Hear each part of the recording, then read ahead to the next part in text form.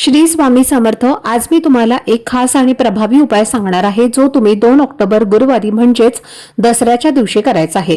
दसरा हा सण 3.5 शुभ मुहूर्तांपैकी एक मानला जातो आणि म्हणूनच या दिवशी जे काही केलं जातं ते अत्यंत पवित्र, शुभ आणि फलदायी मानलं जातं। या दिवशी शक्ती, भक्ती आणि लक्ष्मी यांचं एकत्रित पूजन केलं जातं आणि या दिवशी काही खास उपाय केल्यास आयुष्यातून अडथळे, दारिद्र्य आणि संकटे दूर होतात असं मानलं जातं। तर या दसऱ्याच्या शुभ दिवशी तुम्हाला फक्त एक छोटा पण प्रभावी उपाय करायचा आहे आणि तो म्हणजे सकाळी एका ठिकाणी फक्त एक दिवा लावायचा आहे।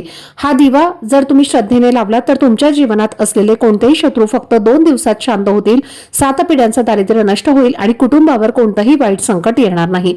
तर हा दिवा नेमका कसा लावायचा, कुठे लावायचा आणि त्यामागचं कारण काय आहे याची सविस्तर माहिती मी एका खास तुमच्यासाठी एका व्हिडिओमध्ये शेअर केलेली आहे।